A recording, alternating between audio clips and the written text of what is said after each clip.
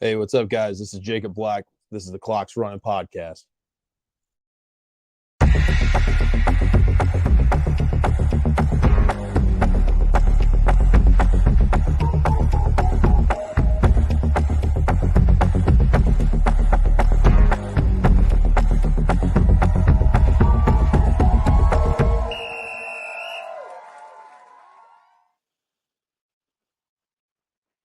What's up, everybody? Welcome back to Clock's Runnin, the podcast for everything flag football officials. I'm your host, Ant. And I'm Jacob. What's up, man? Hey, man. I think we got this down. We're there. Hey, so we're finally back on the same coast now, right? Yeah. I think my brain's still in San Diego, but yeah, we're back on the East Coast. I'm telling you, those coast to coast flights, one way or the other, it's going to throw you off. Absolutely. But about the time you start getting adjusted one way, it's time to come home and come back the other way. That's right. Spend time trying to get everything straightened out. Yes, sir. So we got so much to talk about with San Diego, Flag Fest, and all of that. We got two guests coming on tonight. First and foremost, I just got to bring this guy on. You know, he loves to wear flowers in his hair. What up, Lance? What the heck, man? What's going on, fellas? Apologies on the noise. I'm driving right now, but yeah, happy to be on. Yeah, I appreciate it. And Lance, thank you so much for joining us. I think it's important just to have you guys on here to recap San Diego. You guys were in the trenches all weekend. I was over here just hanging out, looking at Event Connect, checking out who was winning, which games. Now, I have a revelation, Jacob, that I gotta tell you, I gotta admit to it. And I know I've been constantly telling you how much I love Sixes contact, right? Yeah. I've always said that. Okay, so as a player, as an official, I love Sixes contact. Watching it as a spectator, that is the most boring format I've ever seen in my life. Thank you.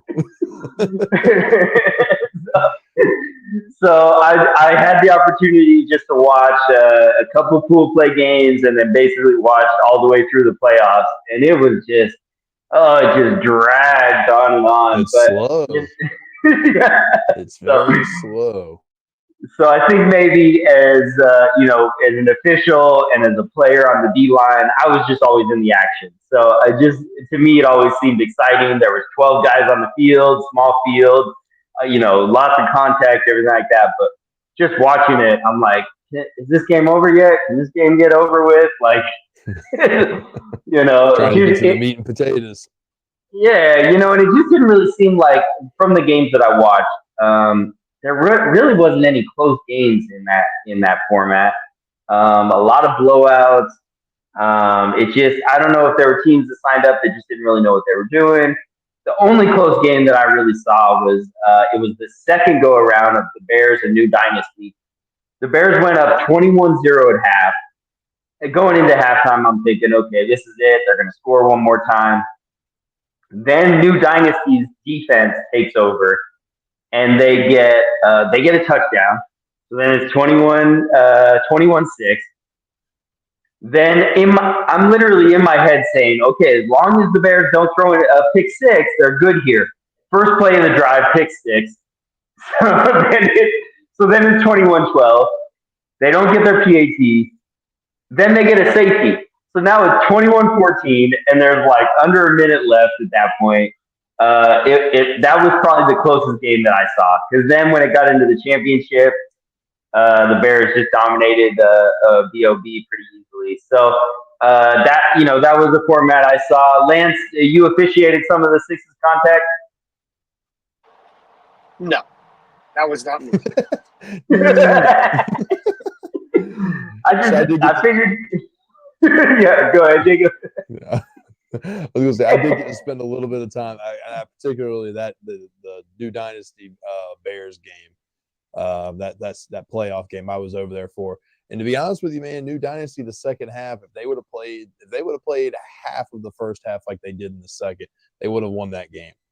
Yeah. They dug themselves a really deep hole and then tried to climb out of it. And I mean, they were putting their hands at the top of the in the light trying to pull themselves out and just ran out of time.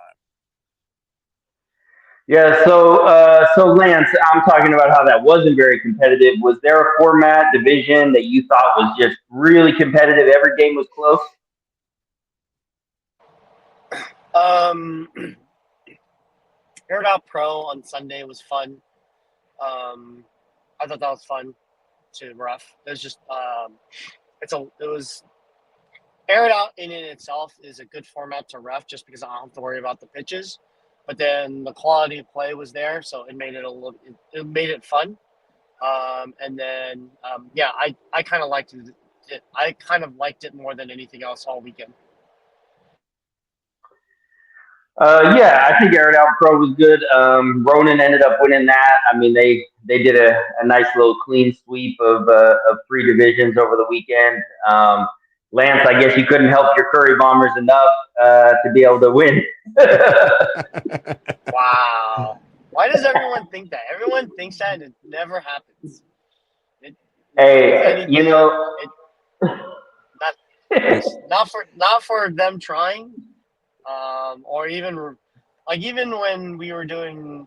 I've done Ronin a handful of times in throughout the tournaments, and even they are, um, when I do like Ronin versus let's say YTG or anyone else, they're from California. I'm like, that doesn't mean anything. That means diddly squat. So, yeah. but granted, I'll give Ronin. I mean, they basically ran their normal offense, and no one could stop it. So, it is what it is, and they've been successful, and they'll continue to be successful in their current offense. So. So, speaking about exciting formats and all of that stuff, it must have been even more exciting the games that you were running one man officiating crew, Lance, right? That hype it up a little bit more. So luckily, I did not have to do a one man ref or one man Oh, crew. I was able to. So unfortunately, Abdullah was not there to do his booth because he had some family obligations. But one of the gals that were supporting his booth, Mech, she's done local leagues. So I'm like, she knows what she's doing. She may not be the greatest, but at least I can trust her to go look for certain things and just uh, be in be in the right spot at the right time. So for was it 6 games, Jacob? Like she covered in the Yeah. morning, like we were golden. And thankfully, I had forfeits, so that kind of helped out really well. And I would just go help another format. But at the end of the day, she came out, really helped me. I trusted her, like, and it was great. So she actually did the first 2 rounds of playoffs, plus a couple games in seeding, so it helped out a lot. yeah, I did. I did see a couple of games that she was repping, and I thought she did a great job. She was hustling up and down the side. She made calls and stuck with it. So I also think that the guys weren't too rough on her, which is appreciated in that sense as well. Let me just ask you this, Lance. Compared to the other tourneys throughout the year, how do you feel like this one compared overall? What capacity? In every capacity, location, the weather, the teams that were there, everything. Just tell me everything. Okay, How does it compare? so so weather-wise, it's typical San Diego weather. It was really nice. I think the adult side got shafted in terms of field. Like the first 6 fields, was it six It was fields? Yeah, fool's first six gold. fields were great. Yeah. It was fool's gold, man, because the picture looks like it looked great the first 6 fields, but then after that it was trash. And I felt bad on Sunday when it was trashier than trash. So, um, so obviously, the kids got the good grass on Sunday, but on Saturday, over on the adult side, only the first 6 fields uh, were were pristine. Let's just say so. Those fields are really nice. Um, the facility in itself, it was. If it wasn't for the lack of lights, I can definitely see us doing worlds there. But there's no light, so when you're in the winter time, lights, daylight goes away around 4 o'clock, so Mm-hmm. it's gone, right? Um, so facility wise, it was great for time of year. But yeah, I mean, I think overall it was great. It was just great to see a bunch of people. I was pleasantly surprised to see uh, some teams or some refs come down from Canada, which was great.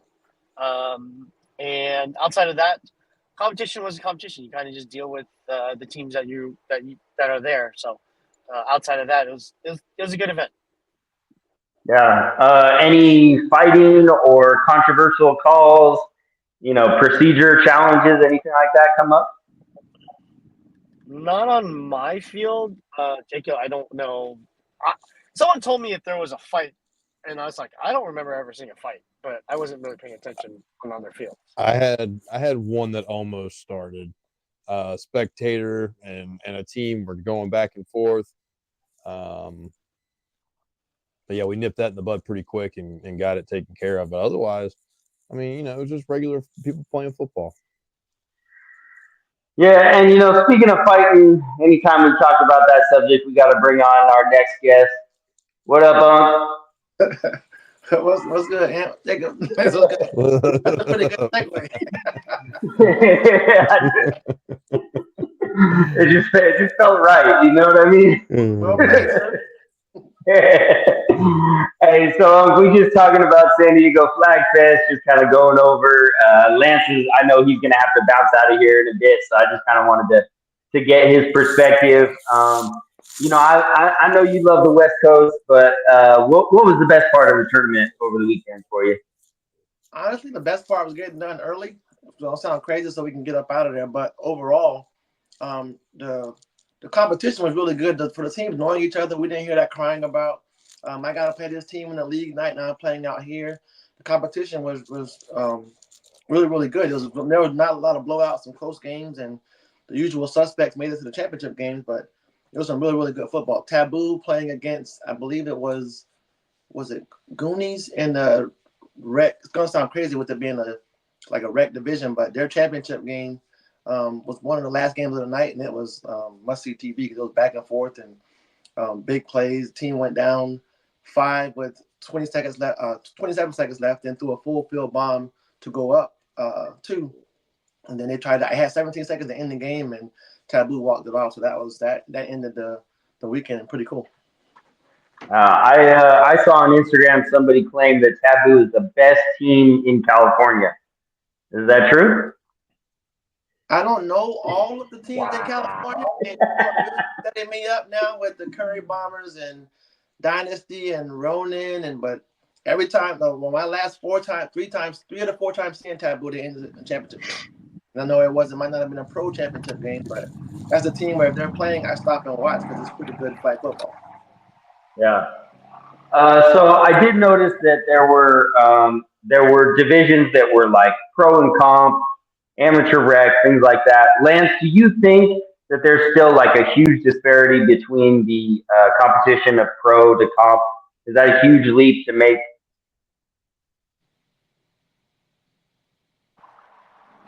It really depends on the teams that are involved and like the location. Like in San Diego, like with the teams that were there, no, I think the gap is pretty small. But if you throw in some Florida teams and some Texas teams, yeah, that gap's pretty big.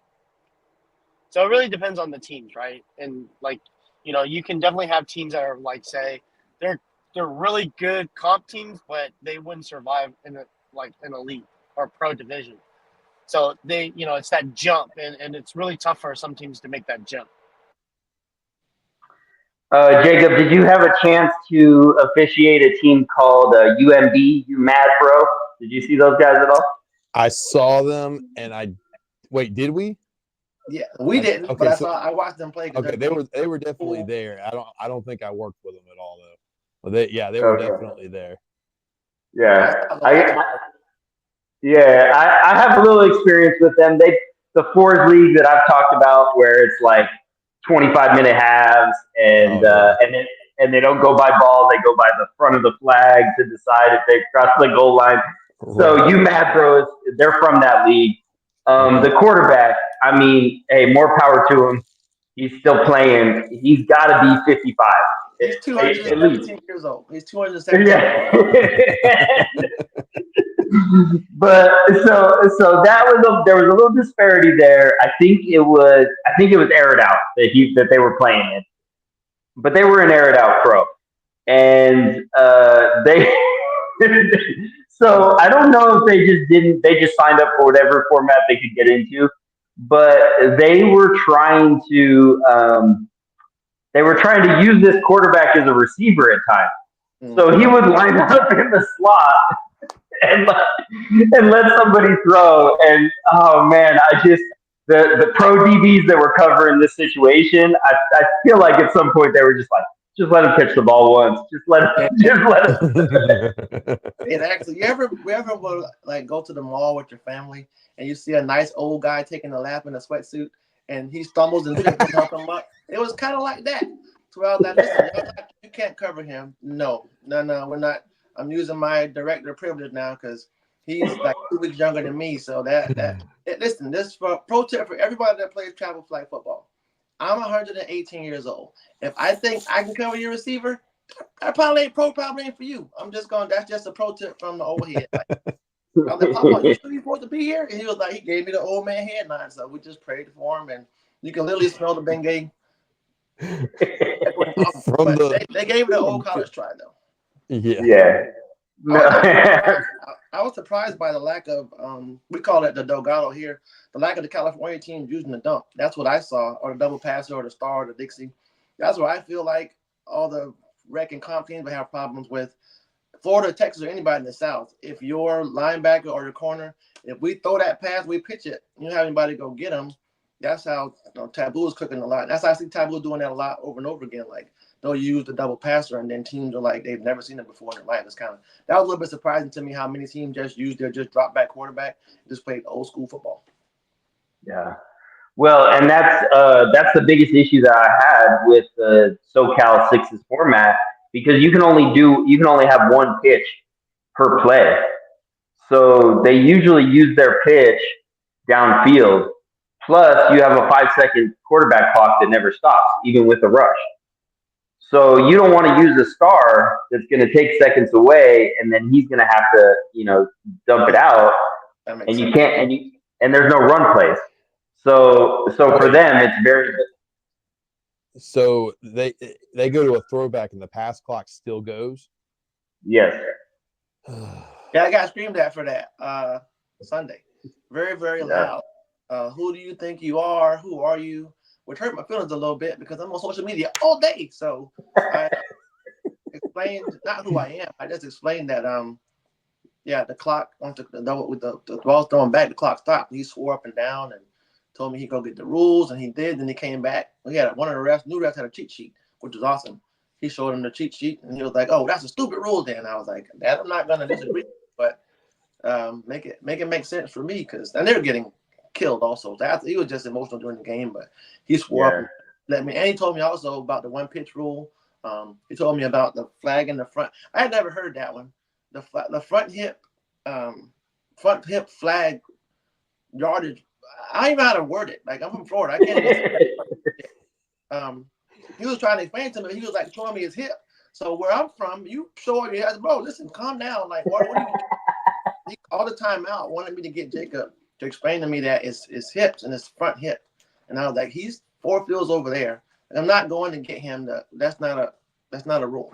There's a California rule. I'm like, all right, this is the USA. Thanks, Lance. No, let's just no. He said that's a rule. That is a SoCal.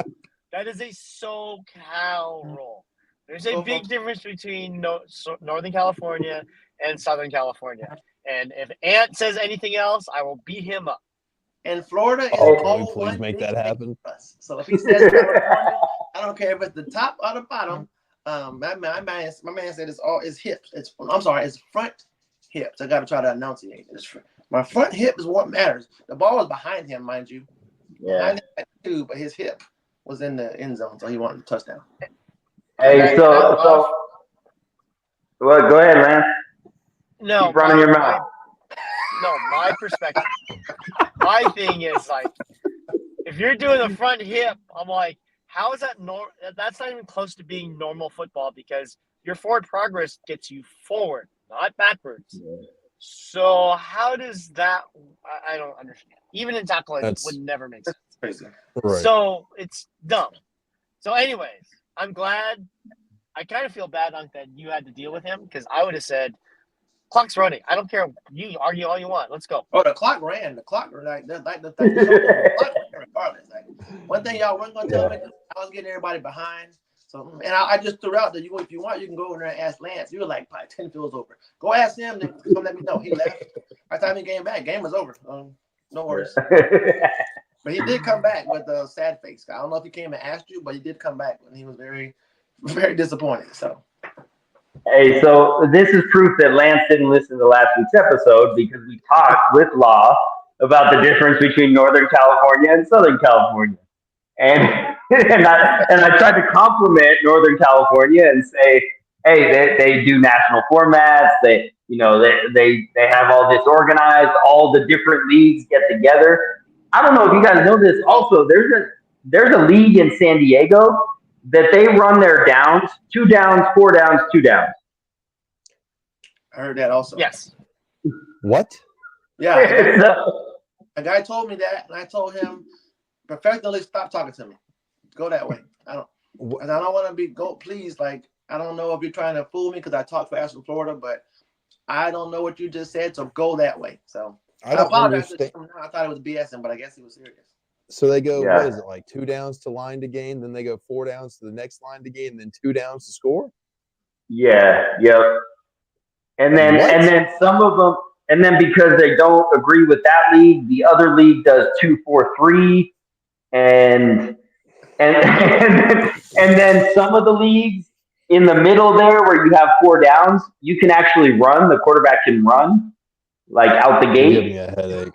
That's like the country code: up, down, left, right, left, right. I was gonna say, like, that's the Grand Theft Auto code.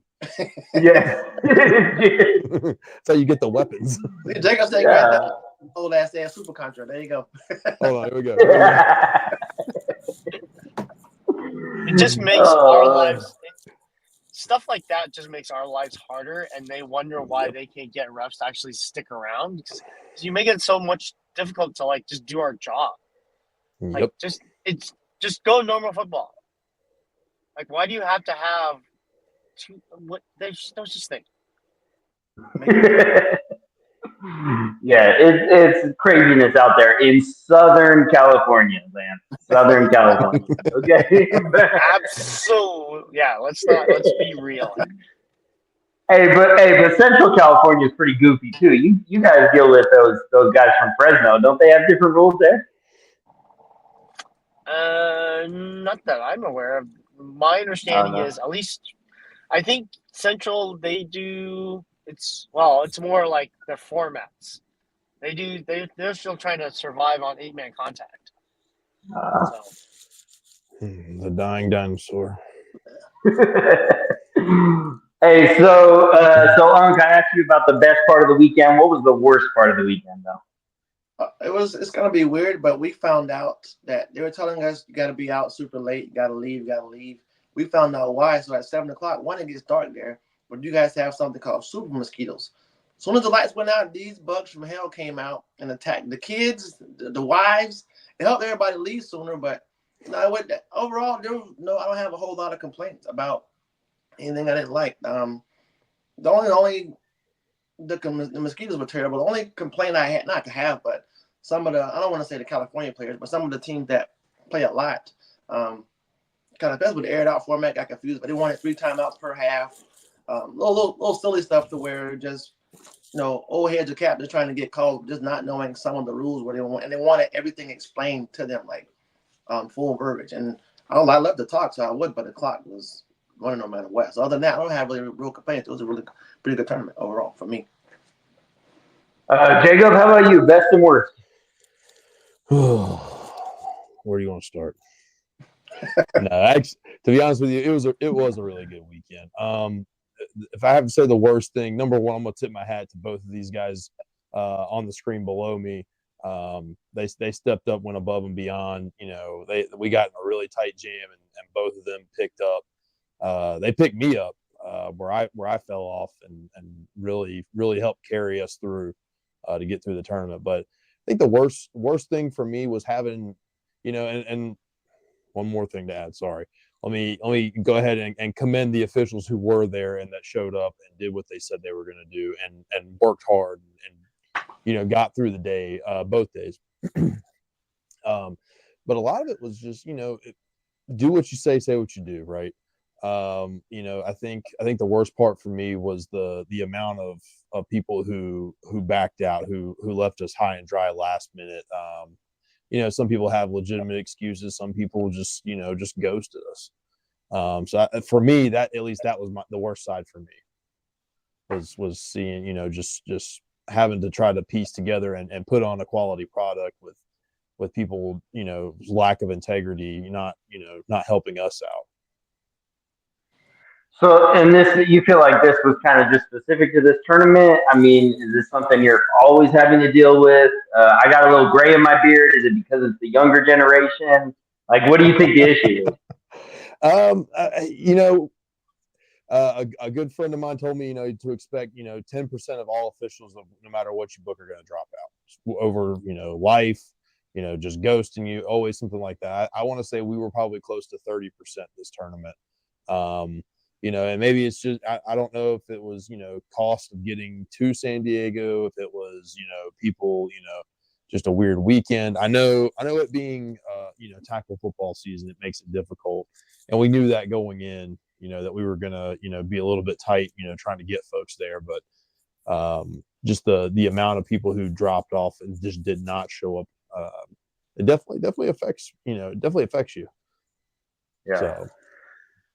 So because that happened, you were officiating. Did you officiate all weekend or just part of it? How'd that go? So Coop and I didn't have to work. We didn't have to officiate Saturday. We both had to officiate Sunday. I think as far as directors go, we were the only directors who got on the field. But there were times where both of us were on the field by ourselves. And at the end of the day, can we handle it? Absolutely. Can Lance handle it by himself? Absolutely. Are there other officials who can? Yes, in certain capacities. However, you don't want to do that for the players, if you can help it. And, to the players that it happened to, it stinks and we apologize for it. But, at the end of the day, we try, the first thing I told the guys was, by myself, I'm going to do the best I can. Let's try to see everything I can. I'm not going to catch everything. Work with them. And for the most part, that people were really receptive to that. And shout out to Lance. Came over. And he came over and got me. He had a game break or a forfeit, and he came over and he was like, I'll do your 2 games, go direct. And I was like, no, you can get a break. And he was like, go direct now. So I was like, yes, sir. Held it down. It was a team. Shout out Jacob also because he gave us credit for stepping up, but he really held it down. He was scrambling, all night trying to get people, trying to put the pieces together in like a beautiful mind type setup. And we got there Sunday morning and his wheels and bang were turning at the same time, and he was like, "You go here, you go here, you." It was like Tetris, and it all worked out at the end of the day. Yeah, I mean, one thing I've learned is just don't have Lance repeat himself. He's gonna say something once, just go with it, whatever it is. He's a cranky old man. Hey.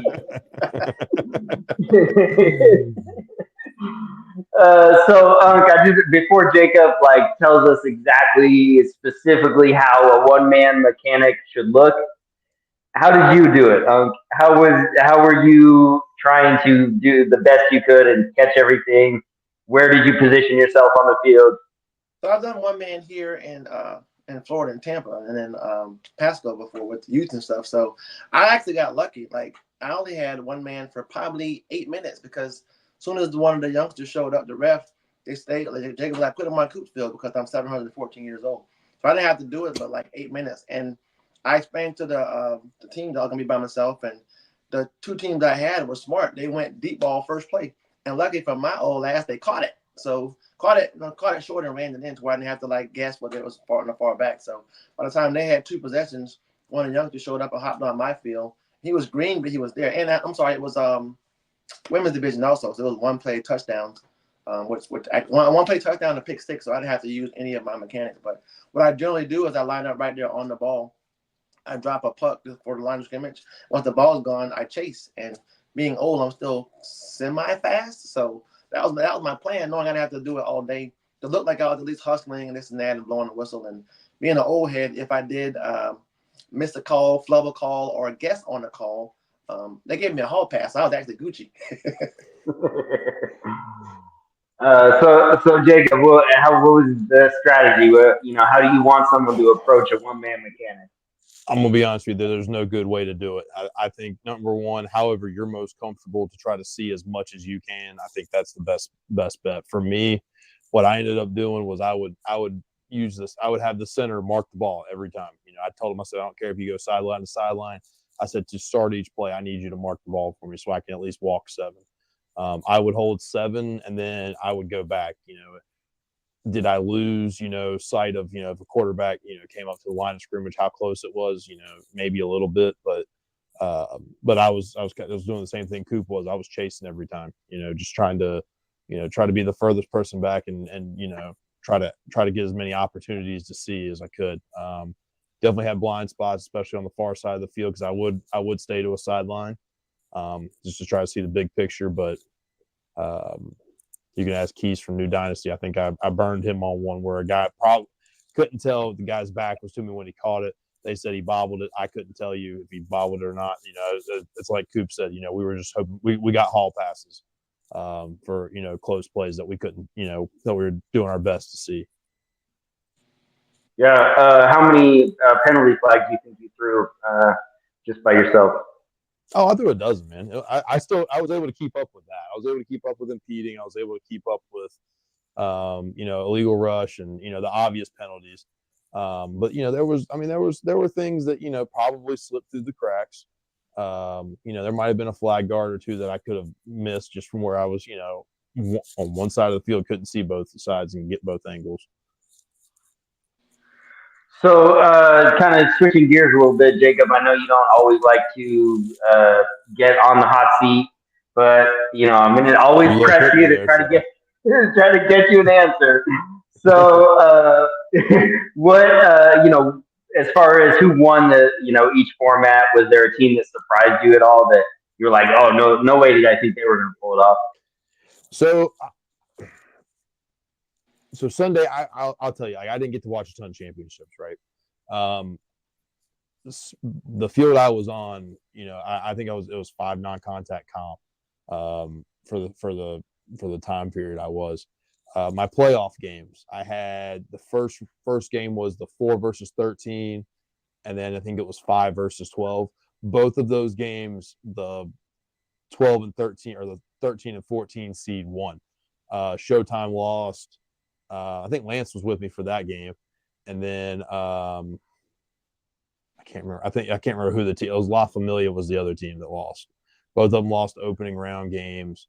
Both low seeds came in. I think they were both 0-2, and they just they played their game. But nobody shocked me because I think it's like you guys said in the beginning. The usual suspects were in the championship game.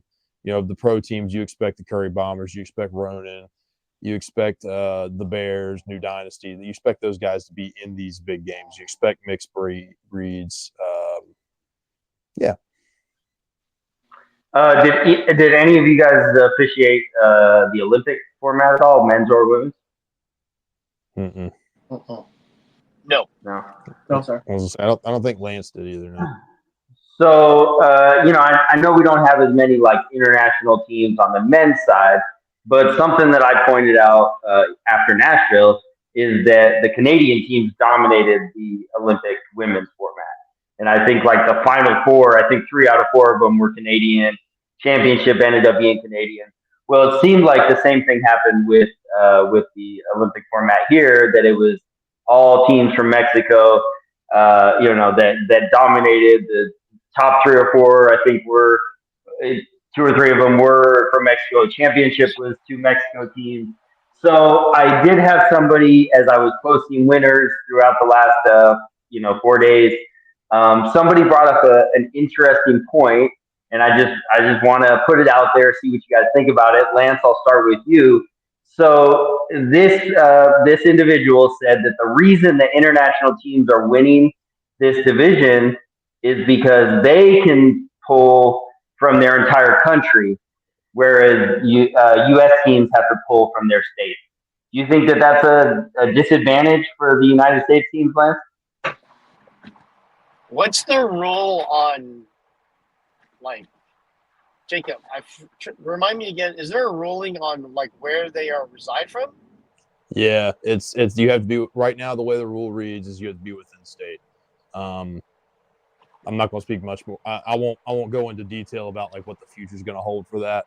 But yeah, the current state of the rules is it's state to state. You have to be within states. I mean, I guess so, but like I know Runnin didn't play Olympic division. Curry Bombers didn't. I don't think played Olympic. So I mean, those are 2 California teams, and everyone would be in California. So it's like, all right, whatever. I think no, Runnin won. Runnin beat. Okay, sorry. Yeah. Yep. So, but like what I'm saying is like it's just I don't I don't like that statement. I don't like that statement where like, hey, they're pulling from an entire country. I'm like, yeah, okay. I think it's more the format that they're playing in. It's the style more than the person. They're used to it because in Olympic there's no downfield pitching, but you can throw backs behind the line of scrimmage. That's their style. They play that 24/7. So that's what they're used to versus air it out or standard not fives non-con. So that's where I think that's where the advantage they have versus anyone in the U.S. that play it or want to play it. That's my personal opinion. What do you think, Unk? I'm a being as PC as possible because I was sending messages from about that comment. 4 or 5 of them came into a group chat that I'm in for a state that I'm in, and I'm gonna try to. Man, we're blowing people out. I'm down. PC hell. Well, listen, if we care about all flag football. We just dial this back. With the ladies format, if I feel like if teams really focus on it, it'll be much more better game. And I think that's coming because there's like word and chatter because that Mexico being dominating the women's side and Canada dominating the women's side in the last 2, people starting to tag me and stuff now about that happening a lot, and I'm very sensitive. So I like the form. I like the style. I like how it's growing the game, and I want the game to keep going. So I don't want to see like at first I didn't want to see a super team play those countries because I felt like it would get ugly. But as they're getting better and they're starting to dominate a little bit now, we're taking more notice to who keeps winning and who keeps winning. And now I feel like even with the rules the way it is, like for example, I don't think Lady Venom has ever played in that style format. I'm not sure if they play in Nashville. Lady Venom hasn't played. They haven't played together in a while. I know a Florida Marlin played with a couple of players, but I can't say for sure. But I feel like it was just like, hey, you want to play? What are you doing? You want to play? Instead of like planning for it. Because I feel like personally, if the best, I'm just gonna talk about just women only, because the men market run through them people. But if the best women players from Florida only, Marley, Neek, and those girls are B and them from Texas, I feel like if they just put just their state together, if they had time and there's a conflict, that it'll be a much better game. But overall, if we put Team USA, anybody can play versus Mexico versus Canada. On the men's side, it's not even gonna be close. But on the women's, it'll be a very good game, in my opinion. What do you think, Jacob? So the big thing I noticed this past weekend, and again, I was only there for pool play, and I'm only going to speak on the women's side because I didn't really pay attention to the men's. I was there for pool play for the women's, and then I was there for probably, I think, the opening round of playoffs. We within the Olympic division, I think there was probably only one team that really didn't excel. Everybody else, they played well. The Mexican teams, yes, they're more they're way more comfortable in the format. They're way more comfortable with just lateral and backwards in the backfield. The rush was easier for them to figure out and to how to navigate. I think that was one of the bigger barriers too, for the United States teams, not used to having a rusher lineup dead over your center, and your center still have to get out of the way. But outside of that, I think games were close. San Diego Blitz, I can't remember who their last pool play game was against, but they played them really. It was one of the teams from Mexico, and they played them very close. And they won, I think. I think they lost at the very end. I can't remember how it went, but it was down to the wire. So these teams are figuring stuff out. I think if they were to have to just stay to the confines of the state, I don't think it's going to be so detrimental, like we think. I think California would excel. Well, they would do okay. I think Texas and Florida, obviously, they're going to be the powerhouses, just because of the current state that they play with, and the formats that they run. But otherwise, I think people are starting to figure it out. I think that'll come with time. So, maybe this isn't what you wanted to say, and you want to be PC, but I'm just going to bring it up, and maybe I'm wrong in even mentioning this.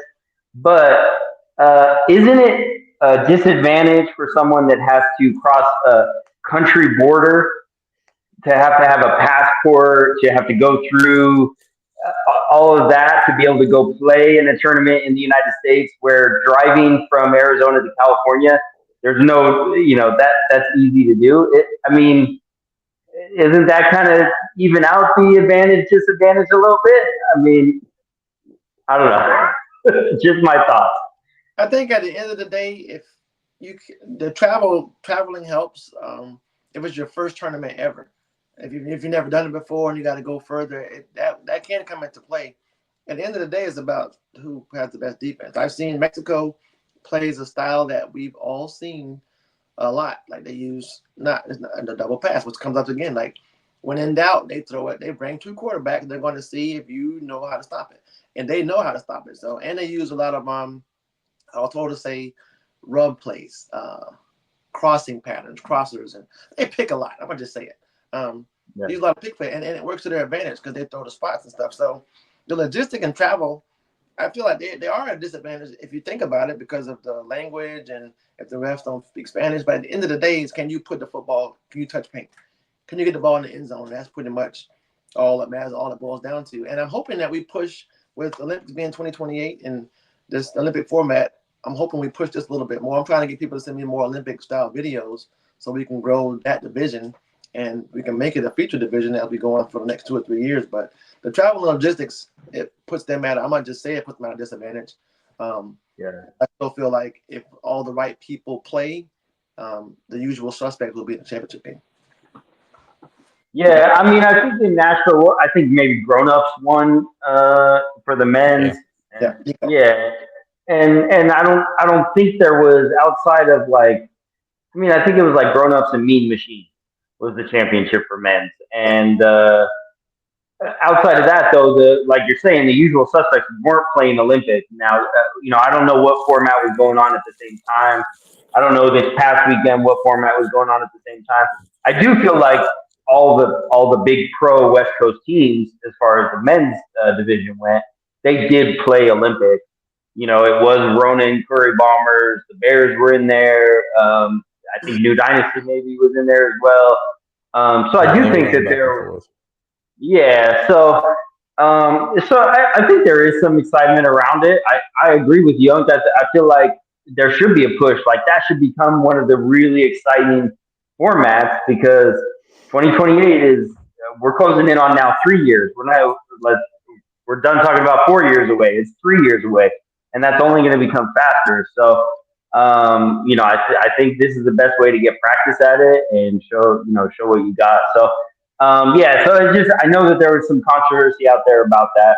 I think, Jacob, like just from my standpoint of watching it, a lot of close games. And so I do think that the California women's teams, they've been playing, they've been practicing it. I did have like the quarterback from San Diego Blitz a couple weeks ago reach out to me and was like, what's the difference between Olympic and air it out? And, just trying to understand that. I think the hardest thing for anybody in the United States to wrap their head around is that the rush with their hand up can go straight through that bunch. And that's what's really messing with their offenses, my opinion at least. Mm-hmm. So, yep. If this is as for both you guys as referees, this is me taking my director hat off and going back to as I'm retired GM. The rusher can line up, put his hand up, come full speed, and we have to move out of the bunch. Yes. If that person to get clipped, what's the call? So if you're in the bunch, ball snapped and nobody moves, rusher's got to go around. Ball snapped, you move at all, you take a step forward to the side, anything like that, you have to get out of the rusher's way. What's the call if What's the call if he or she gets the rusher coming in and get hit? Like if the receiver on the outside is running a slant, a dig, and then went into the rusher, very hard. What's the call? Illegal contact. How many times? Illegal contact. Personal foul. Depends on how egregious it is. Yes, sir. That's all I wanted. I was in a group chat about that earlier. Not saying nobody's gonna do that for the record, but I was added to a group chat earlier that I got out of in about 5 minutes. But that question was asked of me, like, would you teach that to go at a rusher? And I was like, you better pick the right rusher because that's not that kind of football that we play or teach. But if you got to get that kind of an edge, that bad by clipping the rusher, like what are we doing? But they did ask me. Yeah. I know I was gonna be asked on the podcast, but look at God. So there you go. Little victories. So Jacob, just to be clear, you're saying that's illegal contact on the offense? Yes. Okay. So yes, technically. Sir. 5 Say yards. again? 5 yards. 5 yards from the line of scrimmage. We're gonna automatic first down. Yep. All right. But illegal contact on the offense is loss of down. 5 yards back, loss of down. If it's on the offense, it's a loss of down. If it's on the defense, it's automatic first. Yeah. Okay, but the scenario. Yeah, it'd be a loss of down. I realize. Okay, all right. Yeah, that's me. That's me. Okay, so and so the video, and maybe this is where this group chat had come from, is in Finland. I just happened to be watching a game, and I screenshotted this one clip. It was 6 seconds worth, and it's the rusher Addie from the United States, and she went right up the middle, and I don't know what country they were playing, but the center took a step forward, and Addie smacked her, and that girl fell right down. Addie stopped for a second, and then went right back to rushing. So that video has been watched 140,000 times. It has been shared. The comments are. I'm still getting comments almost a month later because it's a global conversation. People don't like. There's so much disagreement about it, saying that it should be a penalty on the rusher because they made contact. It should be, they're just going back and forth. Now, very clearly, and this is what I appreciate about how this is probably the one thing that I appreciate about how IFAP is very detailed in their explanation. They have two terms: right of place and right of way. So if the center is set, just like Jacob said, and they don't move, and they snap the ball and just stand up, they still have the right of place. And right of place supersedes right of way. Now, the moment that center took a step forward, they lost their right of place, and now the rusher has the right of way, which matters more. So even though it maybe looked like the rusher initiated that contact, because she was the rusher and she had her hand up, she had the right of way. Does that all sound good, Jacob? That's why Yes, the sir. podcast was. That's why I got put in 3 different group chats now. Thanks, Ant. Um, if you're for the, it kind of depends on what you are. A lot of people, the majority of the people are saying that like Addie ran her over, and I was like, you don't know the rules. Like I'm not. I don't. You don't know the interpretation of the rules. Then they're like, well, it should be universal, this and that. Like it really shouldn't. Like it says plainly, if I put my hand up, I can go straight. I can go directly in that path. But then, of course, the next argument before I got out of the chat was, well, the quarterback rolled, and that's when I'm done. Like because I don't. I know the rule, and that's when the guy asked, well, what if we clip that rusher on purpose? I was like, well, you better pick the right one because we want to finish the tournament one. But I was like, that's what if you have to do that, he or she is 7 yards away.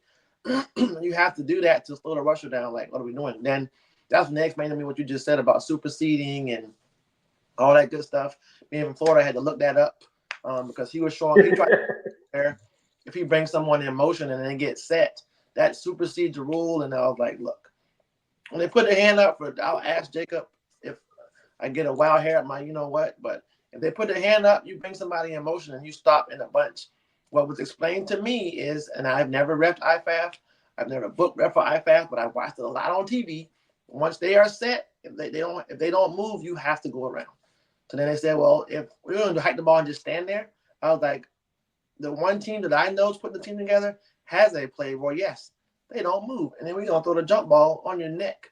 But they're not going to move right there to see if we understand if the rule interpretation is what it is. So it's tricky, but that video was really good because it got everybody talking, and a lot of people don't know bleep about like football. Hey, and I just found supersede in the old county jail dictionary. You know what I mean?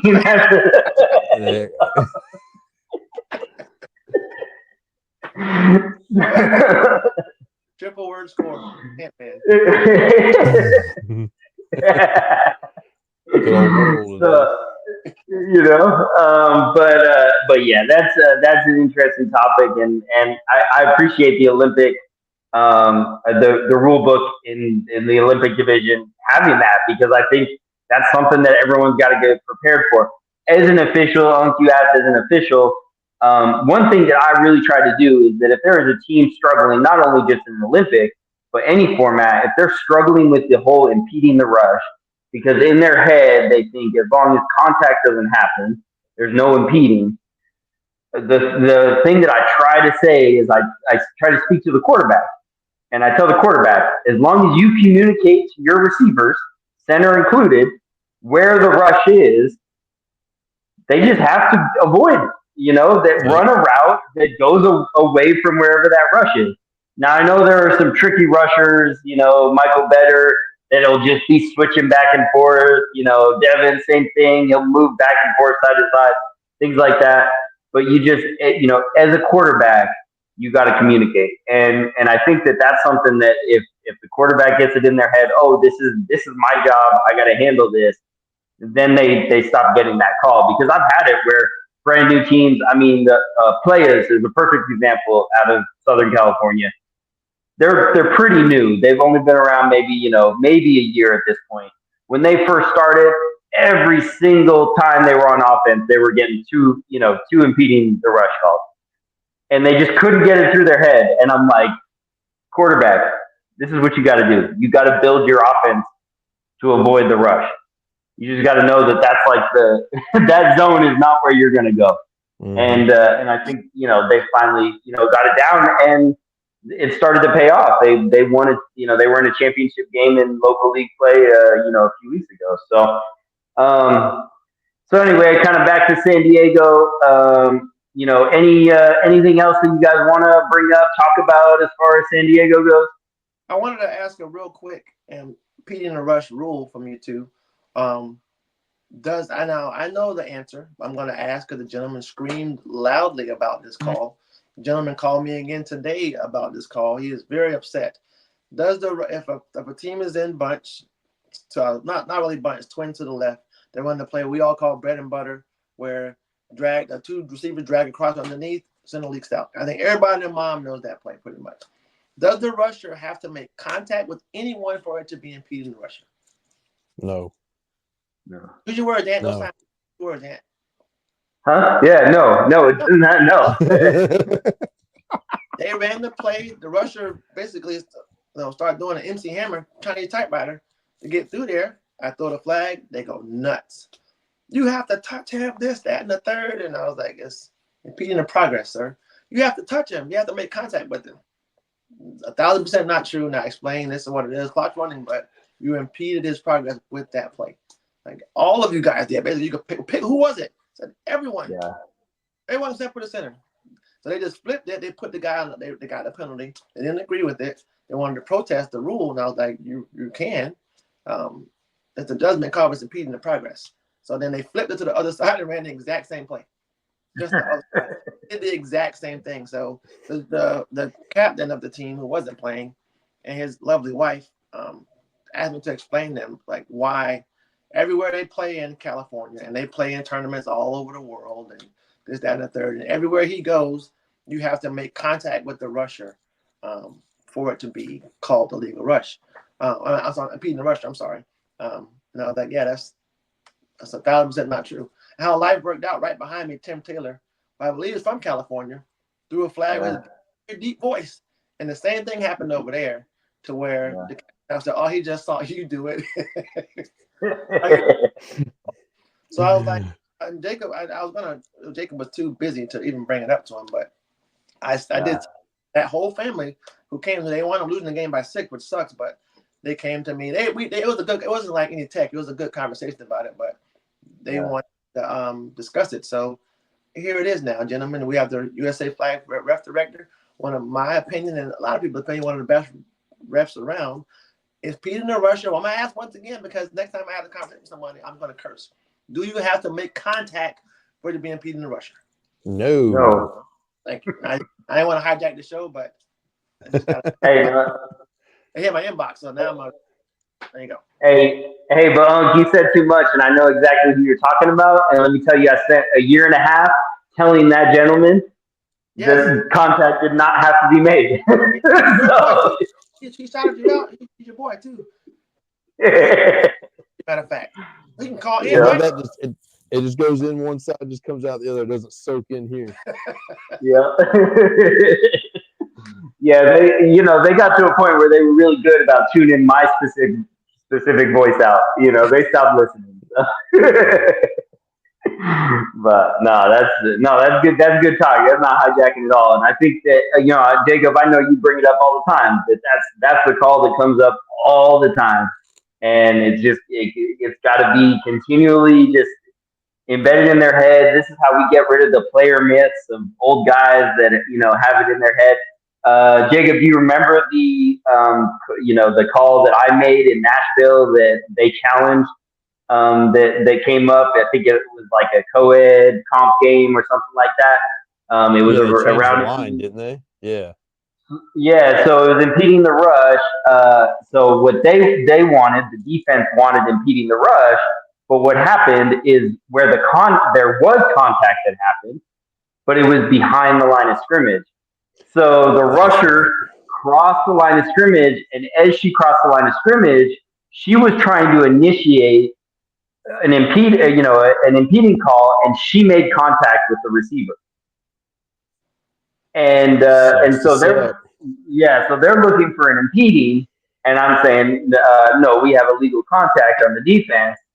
They challenge it. They want to, and I'm like, I'm just telling you guys, this is a judgment call. No, we're challenging the procedure because contact has to be made for impeding.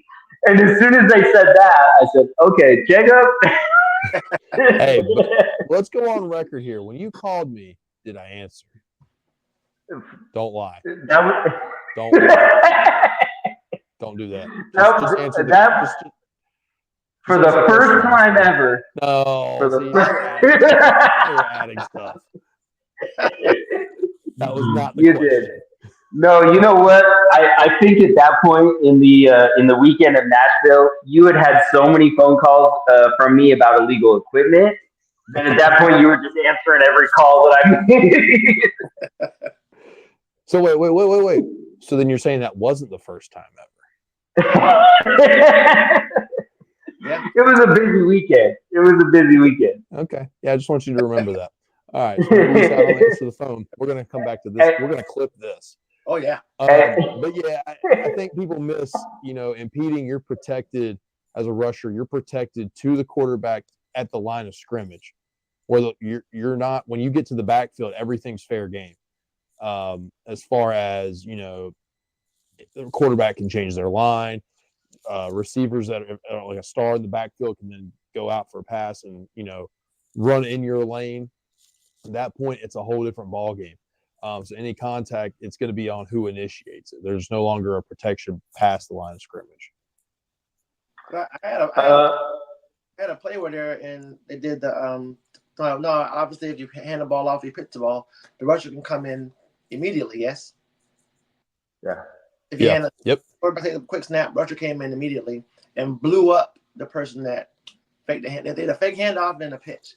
The rusher came in. I mean, he dove into the guy and then did the same thing. And me and Peter Rusher, Peter on the ground flopping like a fish. I was like, my man. The flag came out. They all started clapping and going crazy until they realized what it was for. You can't die. One, you can't initiate the contact. But I'm the rusher. I was like, oh, listen, I get that. Your shirt says rusher. I get it. But you cannot do that. I'm talking about, it was furious. I never had that call made and this and that. Honestly, I've never seen anybody do that. I've never seen anybody just intentionally, basically to try to blow up the play in the backfield in a non-contact format. But I threw the flag, and then even the other team like, I never heard of that call. I was like, well, I'm just telling you guys from where I'm seeing it. I understand the illegal rush rule and impeding the rusher rule, but one, you can't initiate the. It was a little chip, but it was it was a guy like Jacob side chipping somebody my side, so the math wasn't mathing, but he was like, "You're taking up for I'm a big guy. You're like penalizing me for being a big guy." I was like, "No, not at all. Like I like to see big guys pick up pause, but you cleaned them up on purpose, and that's the call." Now, honestly, I had never made that call before, so I wasn't 100% sure. I just, I tried to call it early just to clean the game up, and I'm glad you validated that, and because it worked out. So, yeah. I had another somewhat similar situation in Nashville, a co-ed game. So the initial quarterback's a male. He pitched it back to a female. So at this point, there's like two rushers in the backfield. The original quarterback ends up behind the female. She pitches it back almost completely behind her because that's where the male quarterback is. And then she proceeds to do a moving screen on the rusher. And so immediately my flag comes out, and their first reaction was, "There's no way you're calling impeding the rush." I'm like, "No, not at all. But it is an illegal block. This is non-contact." So that was that brought on a lot of controversy. You said you just said, "I've never heard that call made." It's the same kind of situation. You don't see that a lot, but you have, as a receiver, once a running play is happening, once there's a ball carrier involved, you got to stop. You can't, this is on contact. Again, you can't be making any kind of blocking motion in front of the ball carrier. Yeah, it's not 7 screen or 5 screen or any screen. So, yeah. It's so I think all that stuff just brings up, we had a situation, Jacob, you, me, and Law were talking about through text message. You want to talk about that one? Oh, the safety, or lack thereof. So all right, so Coop, quarterback takes the snap at the 5, throws a backwards pass to the star that's standing in the end zone. Mm-hmm. As the ball going from the quarterback to the star, a defender runs in, deflects it. The ball lands in the end zone. What's the result of the play? I got called on that, and I was like, call Jacob. I wasn't sure. I'm gonna keep it a bean.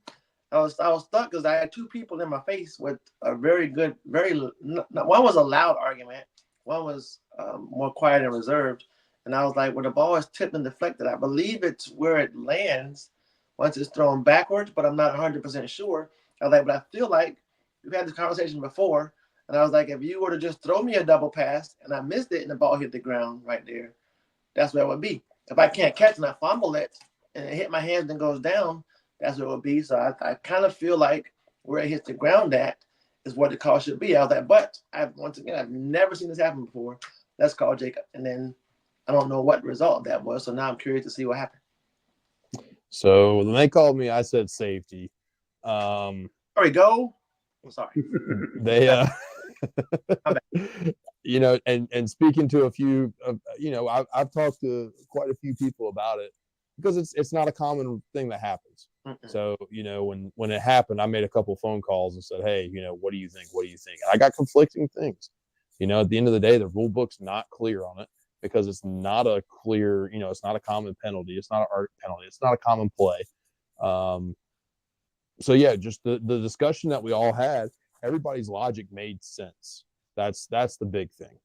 But it's a matter of getting to, what's going to be the result of it, I said in the moment, I said safety because I treat it where the ball lands. That's what the rule book says when it comes to talks about safeties. It talks about dead balls, the ball spotted where it hits the ground. But I also do understand the fact that if a defender deflects it, into their territory to advance the ball for them, that there's kind of that's kind of a different issue. Because you can't bat the ball on offense. Why would you be able to bat the ball on defense, if that makes sense? Is that the argument for it? Because I was kind of. But the arguments weren't making any sense. I was like, the rules, the more tired I am, the more I'm hardline on the rules. The rules says where the ball hits the ground at. So yeah. Somebody call somebody that is very well respected in the flag. Even like has the hierarchy of it. And when they call this person, I'm not gonna say if it's male or female, but hell, I'm gonna say it. She explained to me why she thought it would be you can't bat the ball and you can't bat the ball down the field like Lucas. And I was like, why would Lucas, like, why would you do that? Like, why would you bat the ball, period? Like, obviously the defender wouldn't bat the ball forward 15 yards. Like, it's not a play where you're doing it on purpose, and then wouldn't that come into intent? And then there's a whole minute conversation where they explained, and once that's it. You got to show me action-wise why it would be different. So I said safety also. I wasn't 1,000% sure I didn't see it, but I just went in fault. Jacob has taught me just go by what the rule says. If you're not sure, go by what the rule said. There's no interpretation of it. There's no judgment. If the rule says this is what the rule is, then that's what the rule is. Now they can explain why the rule shouldn't be different. Then that's when I escalated to the guy over there. That's when they came to me first because got us. He's gonna explain it to us. He knows what it is. And I was like, yeah, I think it's a safety. Unk's an idiot. Like, there, we gotta go to Jacob. If it was Florida, he said it wasn't a safety. I was like, there's only 2 Florida guys here. Like, so I'm just telling you guys what I think the rule is. And then he showed me the rule later again, and I was like, okay, the verbiage of the rule is where the ball lands. So if Jacob says something different, then you come over here, I'll apologize to you. But that's what I think it is. And he never came back, so I assumed not always, but come back, I won the arguments. I'm still going to though tomorrow because she didn't feel that that was the correct answer. And I know she does a lot of football and stuff like that, so I'm gonna stick with until I hear otherwise from you two. So yeah, I mean that's the easiest thing to do, right? Is go to the rule book and cut and paste Article 3 and say, here's what it says, this is what we got. I mean, in that situation, right? If they challenge it and we go to that rule book, we got to go with the rule book says, and they're going to lose that challenge, right, Jacob? Right. Yeah. So, speaking of Florida, I do have a situation that happened in a league in Florida sometime over the last couple of days, and so I'm just gonna explain this situation, and I just want to see. How you guys would handle it. And let's just put your ref hat on for a moment. You're the head ref, okay? So there's 16 seconds on the clock. Team is down one score, and so the stop clock's in effect. The last play was an incomplete pass, so the clock's not going to start until the snap. We got a Hail Mary scenario, so there's no rusher. So you're counting, one, two, blah blah blah. You're closing in on 4 already at this point. Then out of the corner of your eye, not necessarily going to affect the play, but out of the corner of your eye, you see a ball on the field. Oh no. You, so at this point, your whistle should be coming in to blow for 5 for a cover sack, but you blow the whistle, and because of the ball on the field. So that's all I'm going to say. How do you handle this situation from that point forward? You blew the whistle because the ball's on the field. Yes. Yes. Can I ask what league is it first? Is there any background?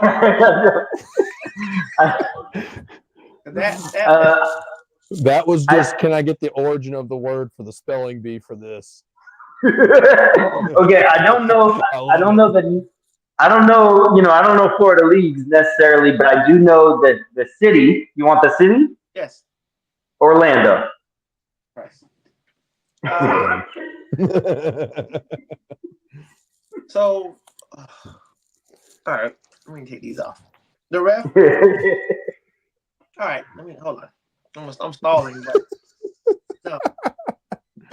You're just doing what the official was doing when it happened, so you're good. So wouldn't it technically be an inverted? Not inverted. How you word it right? Inverted whistle. Or what the whistle blows? Isn't the play dead or no? Wait. Was the whistle blown for the sack or for the ball on the field? So the official explained it that they blew the whistle because the ball was on the field, but they had said 4 already. So they had said 4, and they could have been blowing the whistle for the cover sack, but they said they were blowing it for the ball on the field. Oh my God! I just have one question. I have 7. When they're counting their 5, are they saying 5 then whistle, or are they saying 4 then whistle? 4 then whistle. Oh, that sucks. What's the proper? What do you call it? What's the proper mechanics for that? Is it 4 and then whistle or 5? Is there a proper mechanic for it? Why both of y'all? I'm trying to. So I say my thing is be consistent with how you call it. I think 4 then whistle is probably the most accurate, because if you say 5 then whistle, you're giving them an extra second. Right? That's Yeah, 6. Yep. Yeah. So yeah. 4 then whistle makes the most sense. I'll answer the question. I'm gonna pause on the question. It happened to me in the playoffs. Trojans, if they're on here, they might want to kill me for it. Trojans versus New Dynasty. I'm reffing, and there's another ref on the opposite side. Very, very young ref. Foot locker ref is what I call him. That's what I call him all day. He was cool with it. Foot locker ref. Great kid though. He's gonna be a good ref eventually. So my mechanics and what I was taught is when the ball is snapped, the quarterback catches it, I go 2, 3, 4, tweet, whistle. To me, that's 5. And I want to see scoring, so I'll give you some leeway. On this snap, the quarterback actually climbed the pocket. When he starts climbing the pocket, I realized, I'm not counting. So I go 3, 4, whistle. As I'm whistling, he's throwing the ball. Ball is tweet, and the kid makes it's the end of the half. Young man makes when I tell you, a spectacular catch. And that kid was a dog also. Y'all better sign him in California. If y'all, when the Trojans see this, lock him in. But he made a hell of a catch. But it was a sack, in my opinion, as a ref, counting and blowing the whistle. And the kid explained to me he runs a 4.4. So he would obviously have gotten there before the 4 seconds. He also ran a dig, but I explained that I was taught mechanically on is 4 and then whistle. And he was like, that can't be 5 because you're not doing this. And I was like, 5 whistle and 6. So we went. We went back and forth on it, but I still feel like I was right. But with this guy, whoever guy or girl, ball on the field, once the whistle's blown, you blow the whistle. If you're blowing a whistle for the sack, shit, I don't know. I have no answer. I have no correct answer. If you blow the whistle, the play should be dead. Unless you're going to blow the whistle and say the play stop the play ball on the field. But then if I'm on defense, I'm probably going to go ape poop. And that's what happened. The defense was very upset. Jacob, do you want me to tell you what happened, or do you want to tell me what you would do? I'll tell you what I'd do. Okay. So if it's me, ball's on the field. Oh, God, it sucks. I'm blowing it dead. I'm not giving him the sack. I'm calling it dead because there's a ball on the field, because God forbid he were to throw it, the defense intercepts it, runs it back, and then runs over that football and trips and falls. Something stupid could happen. But and again, I always say it's flag football. You have to let stupid things happen, right? That's like when I tell these newer officials about, like, if in air it out, they lateral the ball, don't blow your whistle. Just throw your penalty flag. Things like that. I'm like, you have to let these things occur. You have to let them play, because they're going to do dumb things. And it'd be our luck. We'd let it fly and say, oh, he's going to throw it downfield. Defense picks it off. They're going to run. They're going to trip it up. Someone's going to break their ankle or something stupid. So I'd blow it dead. They can be mad all they want, but a ball came into the field play. I think you got to kill it. Well, the so ball close to this doesn't matter, because the play should be stopped and the ball comes on the field. Not technically, it should be. Was the ball? I know, but it being I'm trying not to swear. My state, was the ball close to the quarterback? Was the ball close to the play or field of play? Like, did the ball come? Quarterback. Yeah. The ball was in the backfield. Was the quarterback at all or no? That's a difference of opinion, right? The defense said that the ball wasn't close to the quarterback at all. The offense said it was. The official clearly saw the ball out of the corner of their eye. Is this somebody we know? Oh, there it is. Oh yeah, I'm about. We're going to unpack this. Yeah, now let's get into it. Wait, hold on. You said she. All right.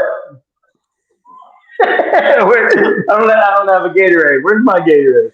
Hang on. I got mine. Okay. You guys are focused on where the ball is, right? No. Not really. I mean, not really. It's a question. It has some relevance. I don't know. Let's just back up a second, because we do need to unpack this a little bit more. Yeah.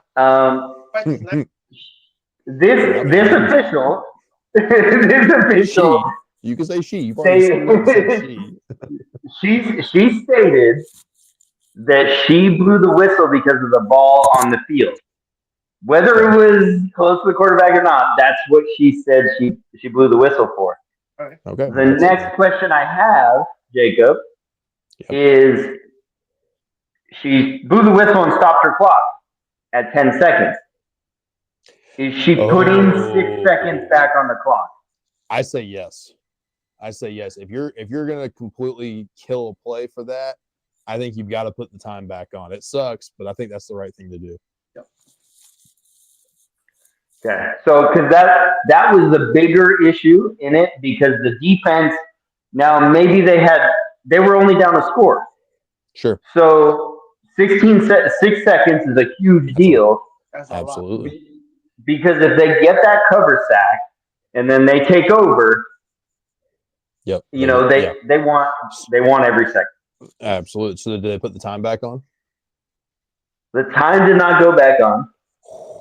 Oh. Wait. Ooh. I have more questions. No, wait. We got Orlando coming up. I don't have more questions. Damn it. Listen, dude, I'm old. We can keep going with this, but I want to revisit this again after Orlando, because I got 4 more questions, but we have Orlando coming up. So we didn't put time back on the clock. We replayed the that's tough. I missed that one. How do you replay the down without So seconds. You're treating it so as an that, so inadvertent whistle. exactly, and that was the first statement. That was something that you brought up initially, Unk, right? Was your first gut thing was inadvertent whistle. Yes. But because she made the statement, I blew the whistle dead because the ball was on the field. Yeah. That negates everything. Now, yeah, it changed everything. Now, if she had said I blew the whistle because it was a cover sack, Different story. very different Let me story. let me ask this question: did she have director support? I don't have the answer to that. Okay, well that's where. So all right, so Uh, Coop and I had a situation. We had a situation in San Diego this weekend. Um, the official forgot to declare the 1 minute warning. Team goes down. They run like a play. Then they run 2 plays and then basically get ball game called. They were the official, according to the official, they ran their stop clock mechanics correctly. And within that time, they just ran the timeout to 0. It's also a pool play. So what happened was they ran 1 play, nothing major occurred. The second play they ran, they threw probably like a 40-yard bomb down the receiver at like the 3-yard line. Stop clock mechanics, the clock stops, right, until your officials are set, and then it starts back up. Well, apparently at this point we were at 18 seconds, and then they wound the clock. Team didn't realize it. They ran the clock out. So they came back. They complained. They said, "Hey, we weren't given this. We weren't given all these things. This, and this." So we came back. We said, "Okay, all right. So the right thing to do here. You guys weren't. Neither team acknowledged, or both teams acknowledged they weren't told it was the 1 minute. So we were able to say, okay, at this point, you guys didn't know. You acted in a way of unknowing of what your time was. While the officials ran the clock correctly, we're going to go back. We're going to make this right. So you would have had 18 seconds from this point and known that the game was going on. So at this point, we're going to wind the clock we're going to go back. We're put 18 seconds on. We're going to run the game out from here." So they were able to go back and refinish the game and get everything right. And it kind of stinks, and I don't like putting time back on a clock because I feel like that sets a bad precedent, and people are going to think that you can have that done constantly. But if it's the right thing to do and it's good for the game, I would rather do it and get it right and get things in a good way than have to deal with extra problems later on and just be dismissive to issues. I mean, it helps that both teams were pretty in agreement as well, right? The one team on defense didn't want to come back and play. They were like, "We're done. Game's over. We don't want to. And the team on offense is like, "Hey, points matter. We want to finish this." So, I did agree. I was like, at this point, I can't take the game away from somebody who had an opportunity and was misled they didn't realize where they were in the game because they weren't told. And that's human error. I mean, it happens. I miss stuff. I had a few moments like Coop was talking about earlier in the show where, there was times I'm like, "Oh, I'm not counting." Yeah. It's supposed to be a pass clock here. But again, it was a weird day. So in my mind, I was thinking, I'm never not gonna be a defensive coordinator. This is how my brain works. I was like, shit, 18 seconds left, a 1 point game. We might get a pick, might get a pick six. In my mind, I thought they're gonna be like, hell yeah, give them whatever they want. Give them the ball right here. Let's just try to get the ball back. Let's try to go play and go compete and go win. Yeah. It didn't see it that way at the moment. Later on that in the evening, one of the players was like, I get where you're coming from. I'm like, I get it. Like in a normal situation, if it wasn't that player that complained, we wouldn't care. We go ball. We try to get the stop. But because it was that particular player, ain't no way in hell. I was like, I understand.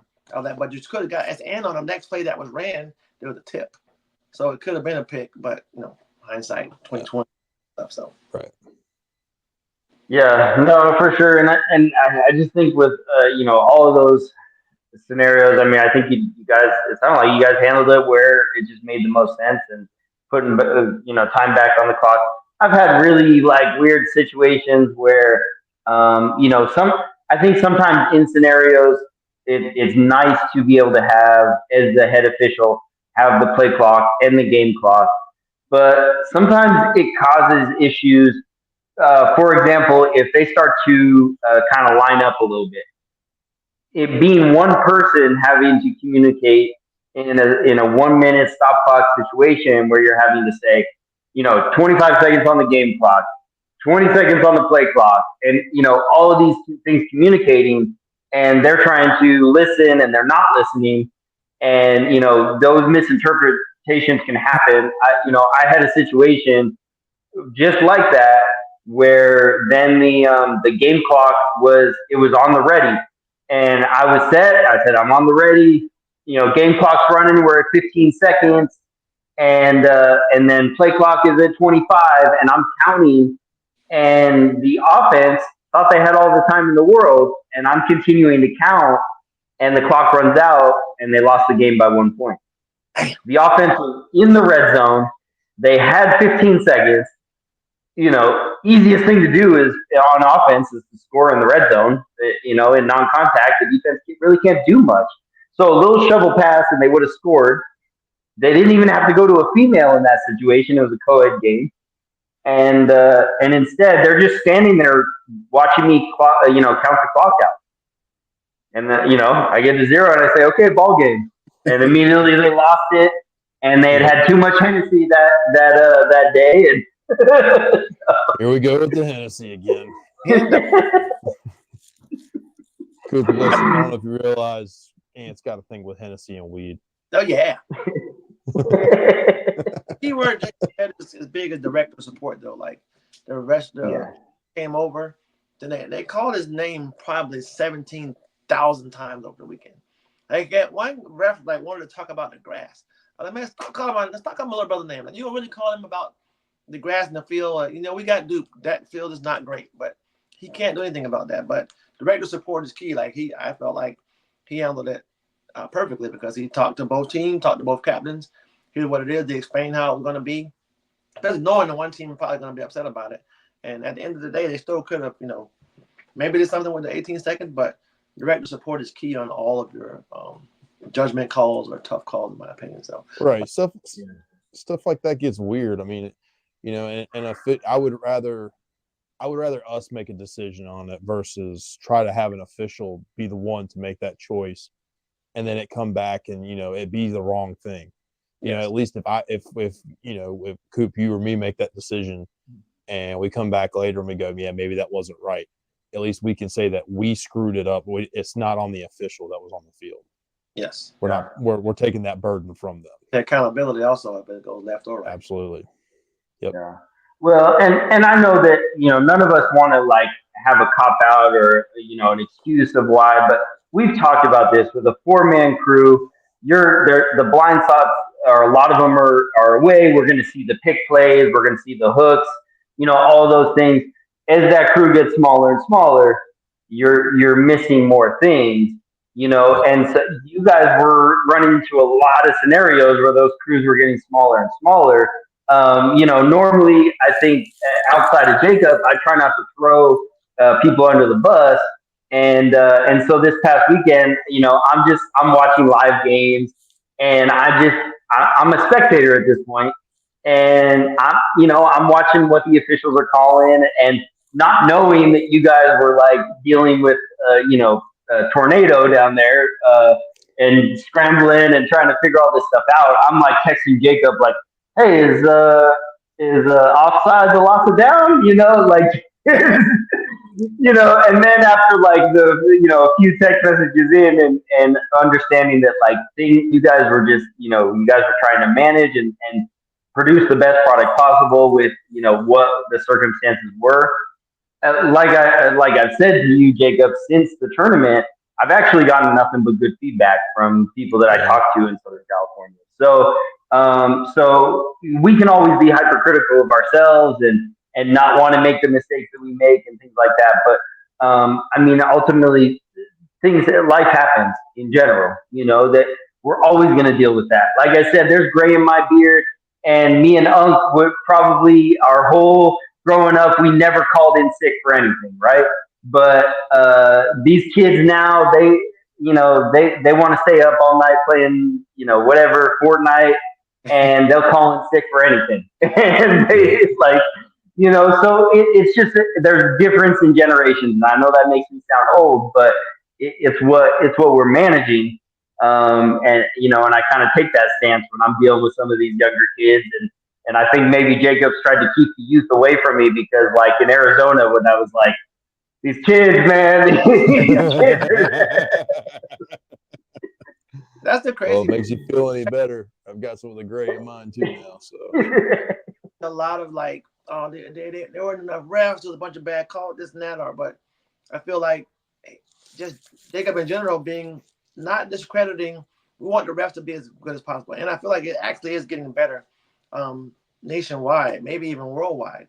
But having him as one ref um, is better than sometimes having four refs. Like the game where it was me and my new nephew Footlocker, there was less complaints than that. I put four damn good refs on the championship game. So it was Elijah asked me that. It's going to be a lot of like Facebook chatter because of it being less referees. I was like, I feel like the players will respect us more for jumping on the field and getting in the fire, and still doing the best we can with what we had. It's over like, oh, this sucks. The referee wasn't there, and I got a missed call, and I'm hoping I'm jinxing it, and not there's not going to be like 15 complaints tomorrow about the situation. But I feel like I appreciate the players for supporting us and absolutely crazy about us being undermanned, but at times our game got done and I became a fan for a second. Like I went over there to watch to help Jacob finish one of his games out, and I'm old, so I don't walk very fast. So and he's doing Kaker's game. What's their team name? Showtime. Yeah.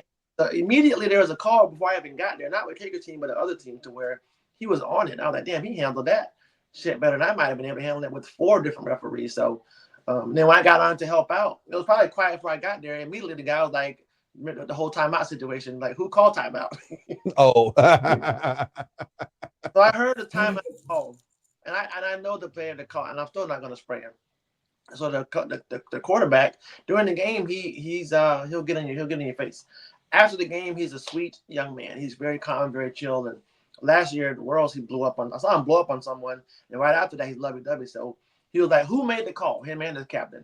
And I was like, "One of you guys called timeout. Point him out." I'm not gonna do that. He was like, "Why would somebody make that call?" And I was gonna say something back in response, and I seen Jacob take out the hat and do the relax there, old head. And I was just like, regular call, sir. I heard somebody call timeout. But immediately, like right then, I was like, damn, his field was quiet. I got my ass over here. So I get over here now. Little situation. But I do appreciate everybody stepping up and holding it down. And again, absolutely. Just picked himself up, but he did a hell of a job. There we go. Hey, so I'm glad that for a moment you got to be able to be a fan.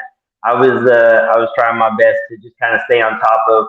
I want to share the knowledge with the country. Anyone that wasn't in San Diego, communicate. This is people that are winning. These are games going on, and everything like that.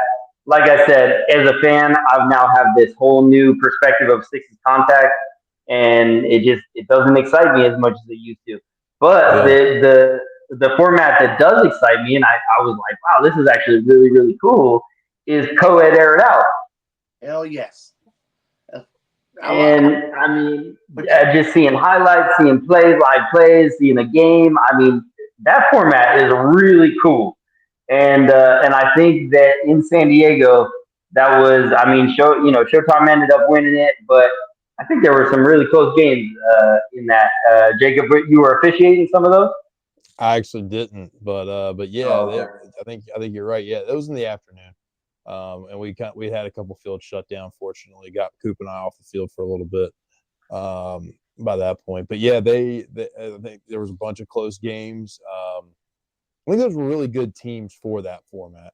Yes. I think it suited those teams well. I think sometimes you run into, from what I've seen, and again, we've only had it like, I think I can count on one hand how many tournaments we've had of that. Where you have these really strong quarterbacks that play with these teams that are just not there yet, and the balance isn't there, right? I think we had a good balance between the teams that were playing, and like, Caker is a great one to talk about with this, where in his regular men's non-contact team, his wife plays. They have another lady who plays with them, and these ladies are used to catching passes from him. They're used to the schemes and the things that he runs, the timing and the chemistry is already there, to where when they go and play this format, it's nothing's changed. You're plugging in a couple new players, but everything's the same. So kudos to him and to the offense and into the game plan he put in for that. I don't think he probably had to change too much. Yeah, well, who's the young lady with the app with the half shirt on? I don't know her name, but she's a problem. Jackie. She is phenomenal because she played. Yeah, they playing men's rec, and the one dude, one gentleman was talking to when I came over. He was on TV, this, that, and the third, and I'm about to score, and he like pointed at her, and when I told you she covered him like he was a parked car, I mean she locked him up, and it was just bang bang crazy. I've seen her play multiple times, and that impressed me immediately. But from her playing there, I was like, damn, they play air it out or any kind of court, they're gonna be all right. And sure enough, I got to watch them play a little bit later, and then 5 aired out co-ed, they were cooking. So that's I didn't think of format because I love pitches from Florida because we're fast, and I was like, take that away, it makes it a different ball game. But seeing them move the ball around was pretty cool. That's the more for me old school aired out flag football, whereas it's called aired out obviously, but whereas just pass outs, route concepts, you got to be able to actually cover. If you do cover your man and they catch a hit, they can't just pitch it to the 4-4 kid that blows by. You got to be able to actually scheme some stuff up. So I like it a lot now. And I like 6 contact also, for the record, ever since Minnesota. You guys, that's slow ass contact. Fives is like prison ball to me, the longest yard, because I've seen like some stuff happen. Camel City, y'all know what I'm talking about. My first introduction to it was in Oregon when I first got to see a true Camel City play 5 contact. And oh my gosh, it took years off my life. But then getting the refs a little bit more slower, so I can like see what's going on, and nobody dies. So I like 6 contact and a whole lot. Hey, so you brought up a lot there, Unk. I gotta cover a few things. Number one, I'm gonna send you a clip of Jackie head topping a dude in league play. She head tops him. She comes down with the ball, spins him. He touches earth, and after her flag gets pulled, she gives him the too small. I gotta send you that clip. she put it on him for sure. She's a problem. Yeah, she is for sure. So, and then as far as this is just something I want to bring up. So, I know that I've been, getting voters from all over the country. Everyone's anonymous, putting together the top 25. So right now we're talking about, co-ed, air it out. There's a pro division there. We got 6's contact. There's a pro division there. I just want to ask your guys' opinion on the weight of a format.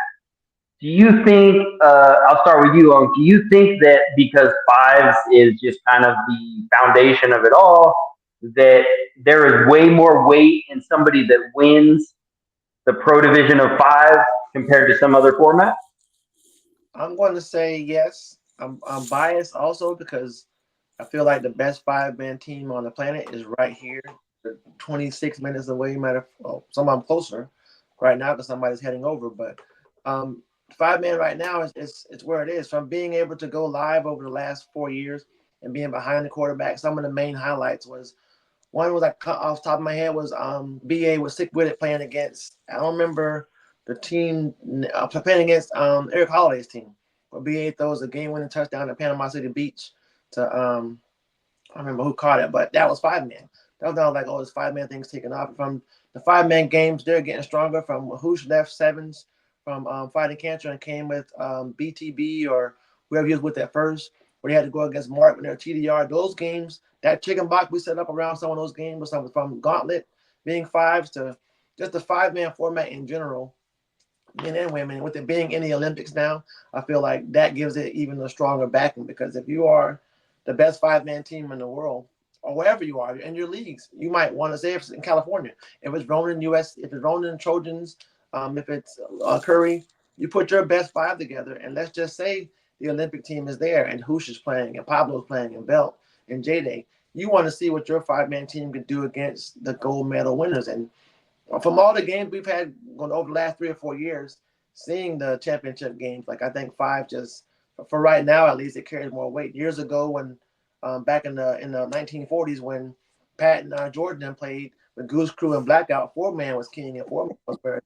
And then when like Wet and Dirty been around for a while and Stick With It, they went from four-man to five-man because it became the stronger format. And now you had that extra person on the field. Before, if it was just 4-on-4 with all that grass to cover, not a lot. You two probably can't cover me now at 4-on-4, for the record.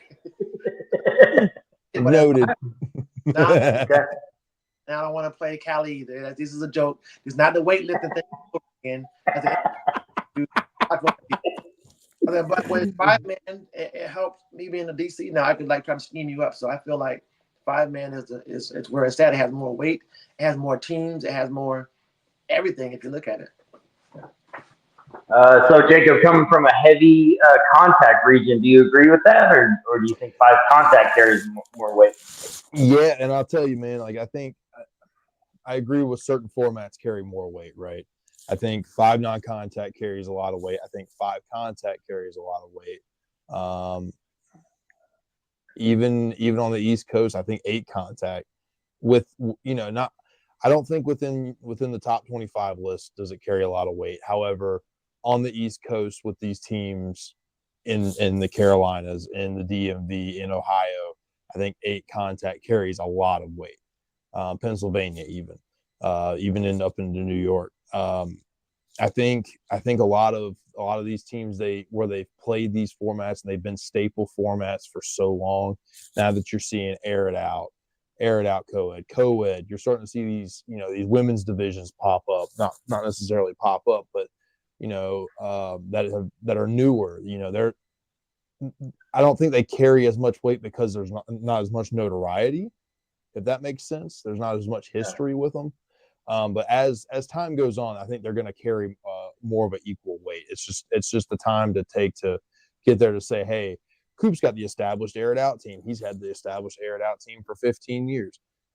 Ant's had the established six-man team because now it's been around for 15 years. Once we get to that point and we can say, hey, this is a true sixes national team, or hey, this is a true air it out national team, you'll see that kind of the weight kind of balance out, I think.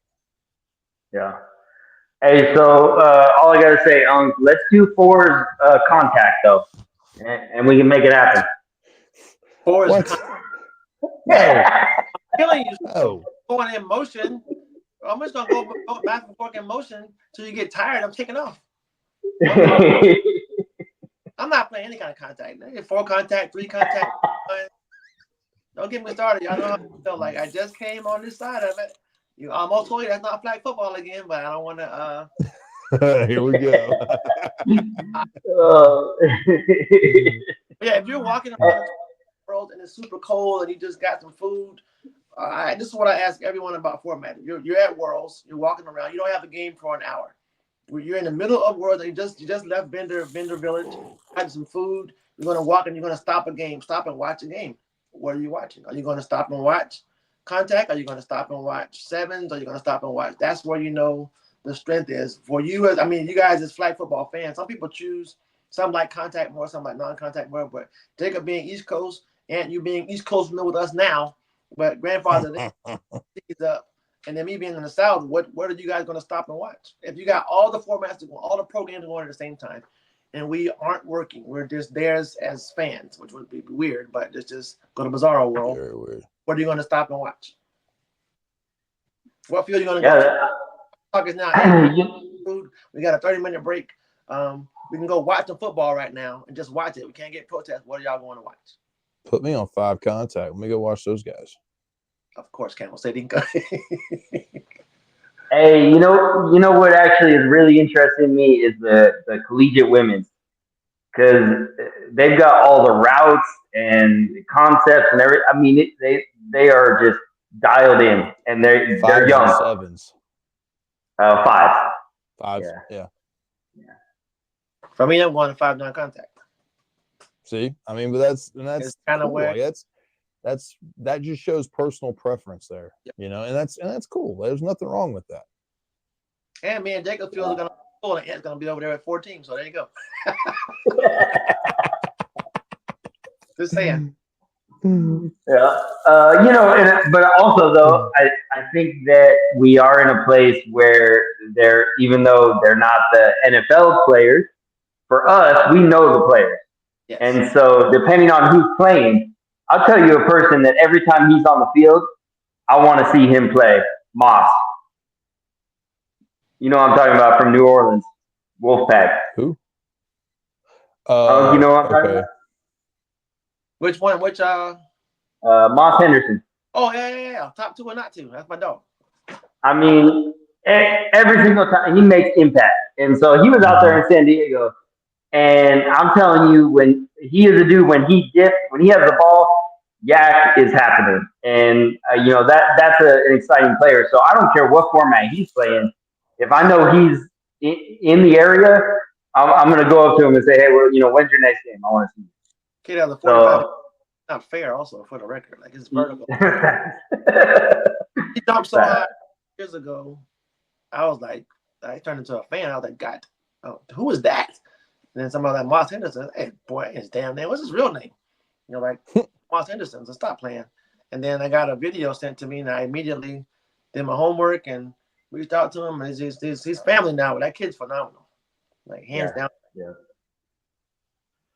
Yep, for sure. All right, cool. Well, I think we've covered everything about San Diego. Unless there's anything else either one of you guys want to talk about, I think we can put it behind us, and we can look forward to to the state of Florida. And we got some exciting stuff coming up. Anyway, with this show, Unk, I don't know if you know this, but we got merchandise, and you can get Jordan's ugly mug on anything that you want. You can get it. You can get a window magnet for your car. You can get a coffee cup. You can get shirts, pants, whatever you need. We got you covered. I think one of them. There we go. So, and then on top of that, we are everywhere on social media. We are on Instagram, TikTok, Twitter, Facebook.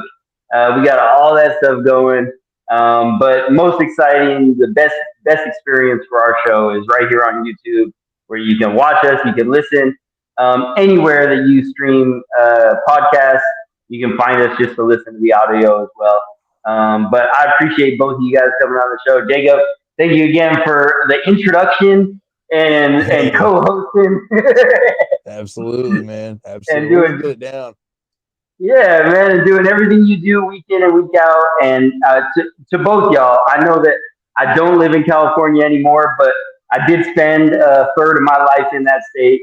And so I appreciate y'all taking care of everyone out there in California this past weekend, because ultimately, like I said, it's been nothing but good feedback. I was, based on how you guys were feeling, I was like, okay, I'm gonna hear it, but it wasn't that way at all. So hats off to both of you guys. You guys did a phenomenal job, and honestly, way better than anyone else could have, because you guys are top notch for sure. So, the flag football community, we want to shout out Clock Running Podcast, because there's a lot of podcasts popping up. Not a lot of them cover referees and everything else across the board. Running a podcast is not easy. I don't want to do it per se. I like being able to come on as a guest. I like a grandfather. Remember your grandkids and take them back when you leave. So we on the top 25 list, keep it going, because people keep hitting me up about it. It's got a buzz, especially that number one team, because I got to peek at what might be on the list. Number one team, plural, the 3-digit name. That's going to be a show on its own eventually, but keep doing what I'm going to ask as an old head favorite to just stick with it. You guys keep doing this, keep putting the show on, because we've seen shows for our game that we love come and go. With you guys having a show, I do know that if something goes left I don't like, I'm going to hit Ant up immediately. Hey, on your next show, can we please chop it up about XYZ? Or somebody I want to shout out for something positive also, because we know when it's positive, 2 people care about it. When it's negative, everybody and mom want to hear about it. So we're guys putting the show on for us, for the game that we love. And we know we're not the NFL players, and we know, I'm going to just say it out loud now, it's probably going to be 10-2 in the Olympics, pro players to our players, but we appreciate you guys putting it on for our players, because this is our voice. So hats off to you guys. No doubt, no doubt. Hey, plug all your stuff real quick. Jesus Christ. We got Unk tournaments, we got Unk Apparel, we got Unk refs. I sell food stamps now. No, I'm just kidding, but trying to get a gold oh flag. man, I got an exit for that. You can't talk about committing a crime right in front of me, man. I sell the food stamps we call Gatorade food stamps here in Florida. It's a play on words. We give out free Gatorades, but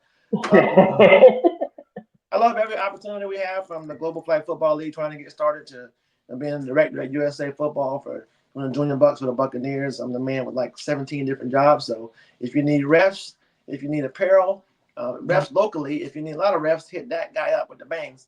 If you need refs locally, you can hit us up. But we got Special Olympic stuff rolling and for the referees, and apparel rolling, and we're rolling into Worlds, and I'm just trying to get a nap. So Me too. It's bedtime for all of us. So. Yep. All right, y'all. Well, thanks for joining us, and have a good night. all right, y'all. Hey, you too.